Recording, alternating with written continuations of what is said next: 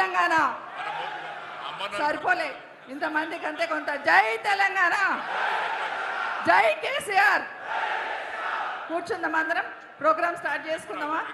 అందరికీ నమస్కారం. ఈరోజు గౌరవనీయులు బాబు అందరు మళ్ళీ బాగుందమ్మా, సౌండ్ పెట్టు. ఈరోజు మన కార్యక్రమానికి గౌరవనీయులు మన వర్కింగ్ ప్రెసిడెంట్ గారు నడుచుకుంటూ మాట్లాడమందాం అందరు కనిపించినట్టు. ఏం చేద్దాం, జరగలేరు. ఎక్కడోళ్ళు అక్కడ కూర్చోరా బాబు, ఇక్కడ ఉన్న వాళ్ళు ఇట్లాగే కూర్చోండి, ఆనే కూర్చోండి. ఇక మీరు వెనక్కి పండి చైర్లకు ఉండి వెనక పోయేటోళ్ళు మీరందరూ వెనకాల జరగండి. నగేష్ అందరు వెనక్కోవాల్సిందే. దీక్షిత్ పదండి, మళ్ళీ పిలుస్తా మిమ్మల్ని అందరినీ, మళ్ళీ పిలుస్తా బాబు. ఫోటో తర్వాత తీసుకుంటాం.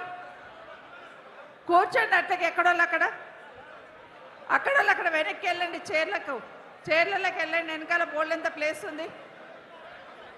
అట్లే కూర్చోండి, పోనీ ఎవరి ప్లేస్లో వాళ్ళు కూర్చోండి. అట్లే కూర్చోండి, ఇక అట్లే కూర్చోండి. ఏడకాలైతే బాబు ఎవరిది తర్వాత తీసుకుందాం. వదిలే లాస్ట్ కి అవన్నీ లాస్ట్ కి తమ్ముడు ఇక్కడ లాస్ట్ పెట్టు బాబు. మీరందరూ వెనక్కి పోతారా లేదా? రిప్రజెంటేషన్ అన్ని లాస్ట్ కి ఇస్తారు. ఇప్పుడు ఇయర్ శ్యామ్ లాస్ట్ కి ఇస్తాం. పక్కన పెట్టు. అందరికీ నమస్కారం. ఈరోజు మన కార్యక్రమానికి, మన మహేశ్వరం నియోజకవర్గానికి ఈ సర్ కార్యక్రమంలో, అదేవిధంగా మెంబర్షిప్ కార్యక్రమంలో రాష్ట్రమంతా కలియ తిరుగుతూ, ఇటు కేటీ రామారావు గారు, హరీష్ రావు గారు ఇద్దరు రాష్ట్రమంతా అన్ని నియోజకవర్గాలు కలియ తిరుగుతూ ఈరోజు మన మహేశ్వరం రావడం జరిగింది. పెద్ద ఎత్తున తరలి వచ్చిన మా నాయకులకి, మా మహిళా సోదరిమణులకి అందరికీ కూడా చేతులు జోడించి నమస్కరిస్తున్నా, పేరు పేరున అందరికీ కూడా. ఇంత పెద్ద ఎత్తున వచ్చిన మీకు అందరు కూడా ప్రత్యేకంగా ధన్యవాదాలు. చాలామంది సీనియర్ నాయకులు ఉన్నారు, పార్టీ అధ్యక్షులు ఉన్నారు, సర్పంచులు ఉన్నారు, ఎంపీటీసీలు ఉన్నారు, ఎక్స్ ఎంపీటీసీలు, కార్పొరేటర్లు అందరు కూడా ఉన్నారు. అందరు కూడా మరొకసారి ధన్యవాదాలు తెలియజేసుకుంటూ, యంగ్స్టర్ యూత్ కూడా బీఆర్ఎస్వి బాగా వచ్చున్నారు. యూత్ కూడా బాగా పార్టిసిపేట్ చేసి ఉన్నారు, కానీ కంట్రోల్ చేయలేరు. సో అందరికీ కూడా నమస్కారాలు. మా పత్రికా మీడియా సోదరులు కూడా నమస్కారాలు తెలియజేసుకుంటూ, వారితో పాటు ఈరోజు మన కాన్స్టిట్యున్సీకి ఇన్ఛార్జ్గా ఈ సర్ దాంట్లో, అదేవిధంగా మెంబర్షిప్ డ్రైవ్లో ఇన్ఛార్జ్గా ఉన్న గౌరవ ఎమ్మెల్సీ గారు శ్రీమతి వాణీదేవి గారు కూడా వచ్చున్నారు. చప్పట్లతో స్వాగతం చెప్పుదాం. అట్లాగే మన జిల్లా అధ్యక్షులు మంచిరెడ్డి కిషన్ రెడ్డి గారు వచ్చినారు, వారు కూడా చప్పట్లతో స్వాగతం. సరిపోలే చప్పట్లకి, ఇంతమంది ఉన్నారు, ఇంత తక్కువ వస్తుందా? అట్లాగే గౌరవనీయులు మన కల్లకుర్తి మాజీ శాసనసభ్యులు సోదరులు జయపాల్ యాదవ్ గారు ఉన్నారు. చప్పట్లతో స్వాగతం చెబుదామా? చప్పట్లు కొడితే మంచిది, వెనకాల కూడా కొట్టండి గట్టిగా, గొప్పగా స్వాగతం చెప్పినట్టు చప్పట్లు కొడితే. అట్లే గౌరవనీయులు షాద్నగర్ మాజీ శాసనసభ్యులు సోదరులు అంజయ్ యాదవ్ గారు వచ్చినారు, పెద్ద ఎత్తున స్వాగతం చెప్పుదాం. అట్లే మా సోదరులు గౌరవ ఎమ్మెల్సీ గారు మన షంబీపూర్ రాజు గారు వచ్చినారు, వారికి కూడా స్వాగతం చెప్తూ, అట్లే గెల్లు శ్రీనివాస్ సోదరులు వారికి స్వాగతం. మల్లేష్ గారు, మనకు క్యామ మల్లేష్ అందరికి సుపరిచితులే కదా, మొన్న ఎంపీగా పోటీ చేస్తున్నారు, వారికి కూడా స్వాగతం చెప్తా ఉన్నాం. అట్లే శ్రీనివాస్ రెడ్డి గారు, వారికి అందరికీ కూడా పేరున ఇక్కడికి వచ్చిన అందరు కూడా స్వాగతం చెప్తూ, మనం అందరం డిసిప్లిన్గా ఉంటే, కేటీఆర్ గారు కొద్దిసేపు మాట్లాడిన తర్వాత మీరందరూ కోరుకునేది కేటీఆర్ గారితో ఒక ఫోటో కావాలని. ఫోటో కావాలంటే డిసిప్లిన్గా కూర్చోవాలా. నిన్న మేము పరిగిపోయినాం, కేటీఆర్ గారికి చెయ్యి బట్టి లాగితే మొత్తం స్కిన్నే ఊడిపోయింది, అంతకట్టి లాగేస్తున్నారు. కాబట్టి డిసిప్లిన్గా ఉండి అందరం కూడా ఫోటో దిగుదాం. మరొకసారి మా మహిళా సోదరిమణులు పార్టీలో ఏ ప్రోగ్రాం ఇచ్చినా కూడా మమేకమే పనిచేసిన మా అక్క చెల్లెళ్ళందరూ కూడా ప్రత్యేకంగా స్వాగతం చెప్తా ఉన్నా. అంత ముఖ్యమైన మా అక్క చెల్లెళ్ళందరూ వచ్చినారు, వారికి కూడా స్వాగతం.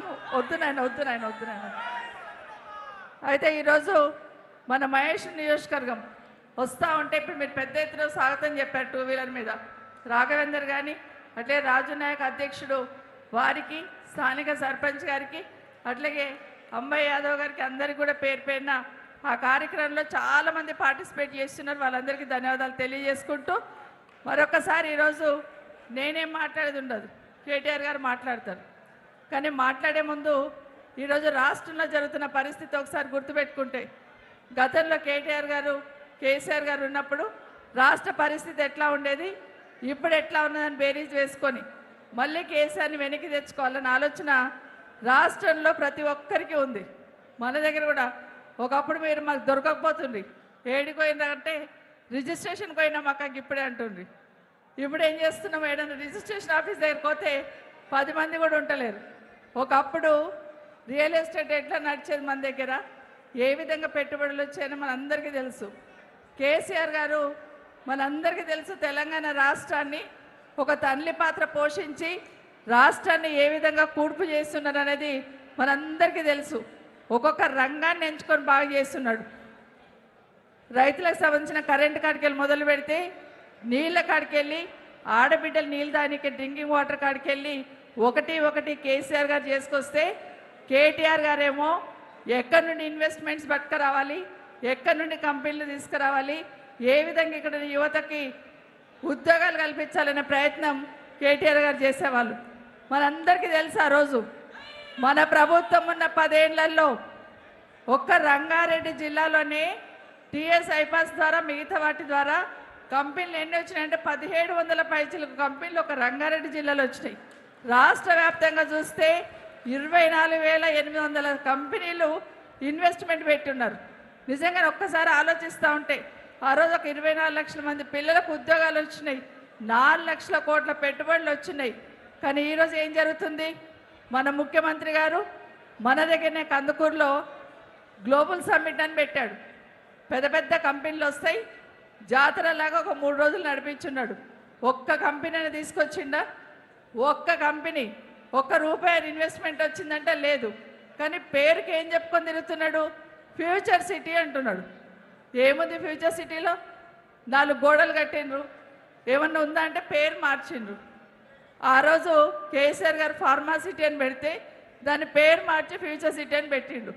పోనీ భూములు ఏమన్నా తీసుకున్నంటే బయటనే 30,000 ఎకరాలు అంటున్నాడు. కేసీఆర్ గారు తీసుకున్న 14,000 ఎకరాలలోనే తిప్పుకుంటూ ఆనే పేరు మార్చి ఈరోజు ఫ్యూచర్ సిటీ అని మాట్లాడుతూ ఉన్నాడు.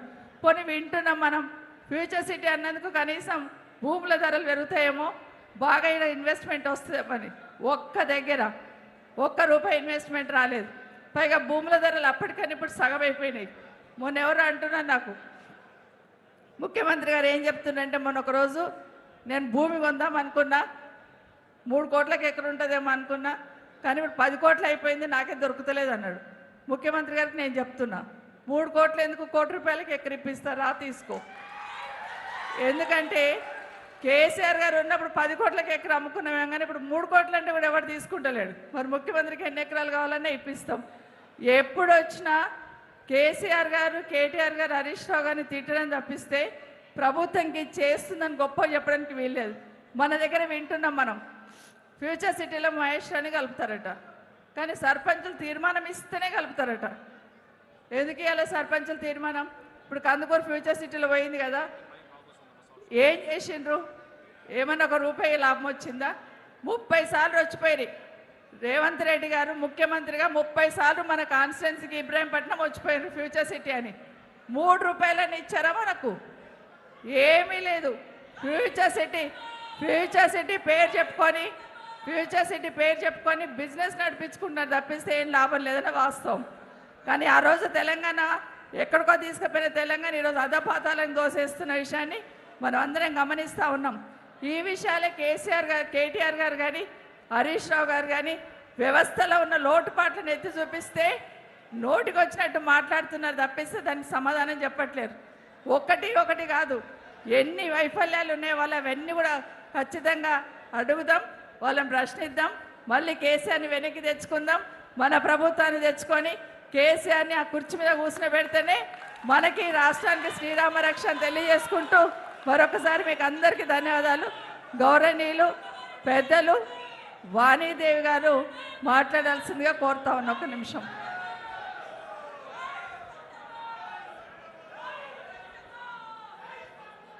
నేను కూర్చొని అరేంజ్. అరే ఏంద్రా బాబు లొల్లి మీరు కొంచెం ఉండండి, కొంచెం పెద్దలు వాణీదేవి గారు మాట్లాడారు. Sure sure.